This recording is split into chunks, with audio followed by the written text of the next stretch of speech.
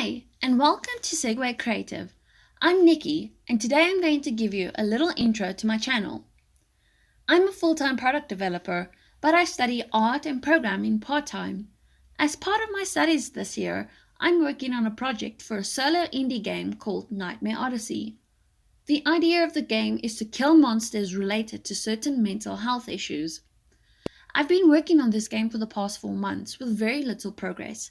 Starting out in solo game development is a mountain of a task. With so many resources being thrown at you on YouTube, it can easily get overwhelming just getting started. What do I do first? Level design, game mechanics, character design? And with each step that goes into making a game, there are so many questions that arise that it's easy to procrastinate and say, I'll do it once I know more. But then you end up binge watching Netflix series. So I decided that the best way for me to make any progress is to challenge myself. So I came up with the idea to create a dumb game in 4 hours. And thus the idea for the Unicorn Chronicles was born. It's a very simple, very easy, endless runner featuring a unicorn in a hot air balloon that has to dodge glitter bombs flying its way. This game was really fun to create.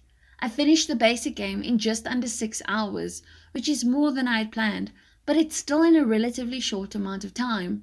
To create this game, I used Photoshop for the background design, enemies, and main player character. I imported all these Photoshop files as assets into the Unity game engine, which is free. I didn't have to use Photoshop. I could have easily used free resources such as Krita, Inkscape, GIMP, or Sketchbook Pro. But I used Photoshop because I'm working on practicing my art skills in Photoshop. Once I had imported all the assets into Unity, it was just a matter of figuring out what I wanted the game to be and then finding the tutorials and resources online to help me achieve it. I followed tutorials by fellow YouTubers Blackthorn Prod, Brackies, and Press Start. I also referenced the Unity scripting documentation, which is quite extensive to help understand what I was doing and why. I have a few years of C# programming under my belt, so understanding the coding was relatively easy for me to get into. The first thing I did was I needed to make the background repeat endlessly.